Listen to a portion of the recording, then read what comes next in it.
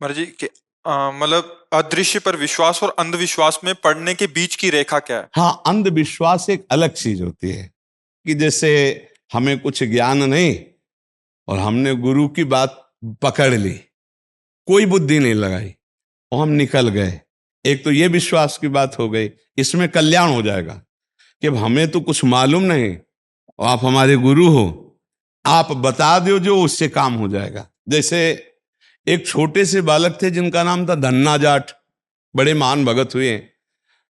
उनको परिवार की मां ले गई कथा सुनाने, तो कथा में कह रहे थे बिना भगवान का भोग लगाए जो खाता है वो पाप खाता है, भगवान की सेवा करनी चाहिए। तो घर में आए, अपनी माँ से कहा, 8-10 वर्ष के होंगे, कि हमारे घर में तो भगवान है नहीं, भगवान का भोग नहीं लगता, पाप खाया जाएगा, अब कैसे होगा। तो कथा का आखिरी दिन था, तो पंडित जी के पास गए, कहा कथा आपने सुनाया कि बिना भगवान का भोग लगाए नहीं खाना चाहिए, भगवान हमारे यहाँ तो भगवान है नहीं, तो आप भगवान दे दो। तो उन्होंने देखा कि बच्चा है, तो उन्होंने कहा देखो कथा समाप्त होगी तब भगवान दे देंगे। अब वो दूसरे दिन जब जाने लगे तो उनके पीछे चले, भगवान दे दो गुरुजी आप कह रहे थे। तो अब उन्होंने सोचा लड़का है, इसको ठाकुर जी तो दे नहीं सकते, तो भांग खाते थे, तो भांग का बट्टा ऊपर का, कहा ये भगवान है ले लो। पूरी कथा बड़ी। तो उनका कैसे सेवा करेंगे, तो बोले नहा के नहा देना और पवा के पा लेना, बस इतनी सेवा है।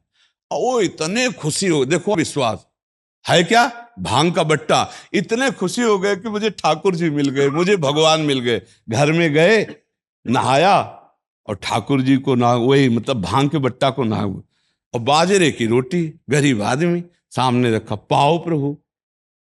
और वहां प्रभु कहाँ। एक दिन हो गया तो उन्होंने सोचा हमारे पास कुछ है नहीं, लगता पंडित जी के पास खीर पुआ सब सामग्री थी तो ठाकुर जी पाते, वो बिल्कुल ठाकुर जी मान रहे हैं। दूसरा दिन हुआ फिर वही बाजरा, तीसरा दिन हुआ फिर वही बाजरे की रोटी। तो वो रो रो करके ऐसे भांग का बट्टा पकड़ा और कहने लगे प्रभु हमारे पास नहीं है कि हम तुम्हें खीर पूड़ी पुआ पवा सके। और गुरु जी ने कहा बिना पवाए पाना नहीं, अगर आप नहीं पाओगे तो हम चाहे मर जाएं लेकिन नहीं पाएंगे। उसी समय श्री कृष्ण प्रकट हो गए, क्योंकि भगवान तो सर्वत्र है ना।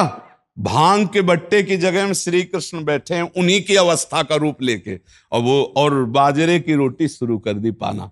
तो बोले देखो तुम कितने निर्दयी हो, 3 दिन से तो हमें भूख लगी है और हमारे घर में ज्यादा कुछ है नहीं, 1-2 रोटी माँ बना पाते, गरीब आदमी, पूरी रोटी तुम नहीं पाओगे, आधी हमें दो आधी तुम पाओ। भगवान ने, और फिर जो लीला का विस्तार हुआ कि धन्ना सेठ हो गए, अपार वैभव उनके। ये है विश्वास, गुरु के वचनों पर बिल्कुल बुद्धि न चलाकर विश्वास।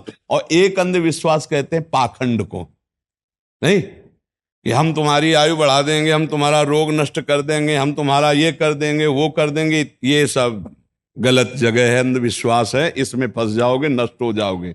तुम बेवकूफ बनाते हो उनको जिनको ज्ञान नहीं है। बचपन से बाबा जी मंत्र अनुष्ठान करते रहे, अवश्य में भोक्तव्यम कृतम कर्म शुभाशुभम, भीषम पितामह 6 महीना बाणों की सैया में रहे, तुम कलावा से तुम कर्म बांध दोगे, जंतुर बांध कर तुम किसी के कर्म मिटा दोगे, तो नौटंकी नाटक है कि नहीं।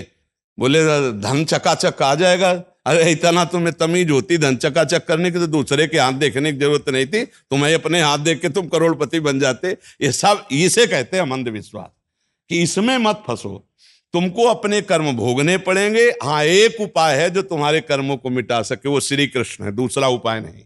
मामे वे प्रपद्यन्ते माया मिताम, तुम खुद भजन करो, श्री कृष्ण को रिझा लो, वो तुम्हें सुखी कर देंगे, वो कर देंगे सुदामा से सुदामापुरी, ये सामर्थ्य उनमें है।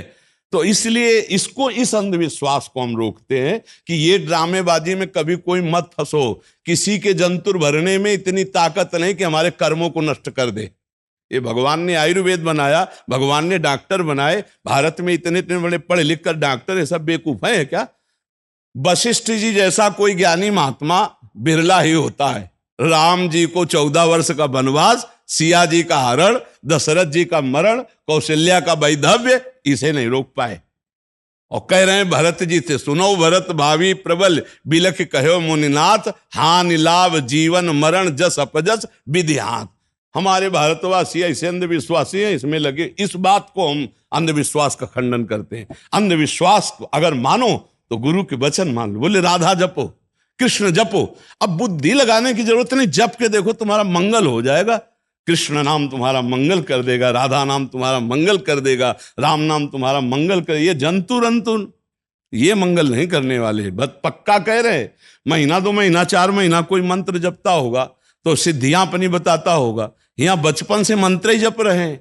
हमारे ब्रज में एक से एक सिद्ध हुए, बताओ कौन जंतुर बांधने वाला हुआ? एक से एक सिद्ध हुए, एक से एक सिद्ध हुए कि जिनके पीछे भगवान डोलते हैं, लेकिन अगर 2 थप्पड़ मार दिए तो बोले कुछ नहीं, ऐसे ही सह के रह गए। पंडित रामकृष्ण बाबा, पंडित गया प्रसाद जी, एक से एक सिद्ध महापुरुष हमारे ब्रज में हुए। अभी अभी थे पूज्य श्री चंद्रशेखर बाबा, रात दिन भजन में लगने, ऐसे ही रहे ना। ये है सिद्धि, जिनके साथ श्री कृष्ण खेल रहे, जो चिल्ला चिल्ला कर श्री कृष्ण के प्रेम में रो रहे, वो ऐसे ऐसे ये है सिद्ध महापुरुष। ऐसे तस्मा शास्त्रम प्रमाणमते कार्याकार्यो व्यवस्थित हो, शास्त्र के अनुसार चलो, सबको भगवान नाम जप में लगाओ, सबको धर्म कर्म में लगाओ। स्वयं अच्छे आचरण करोगे तो तुम्हारे पाप नष्ट हो जाएंगे। तुम करो पाप और सोचो कि कोई जंतुर बांध दे हम ठीक हो जाए, तो भाई ऐसा सृष्टि में कोई जंतुर नहीं पैदा हुआ कि तुम्हारे पाप कर्म को नष्ट कर दे। वो है नाम संकीर्तनम यस्य सर्व पाप प्रणाशनम। भगवान कृष्ण का नाम संकीर्तन, राधा नाम, राम नाम, इन नाम के कीर्तन से मंगल हो। समझ पा रही सखी जी?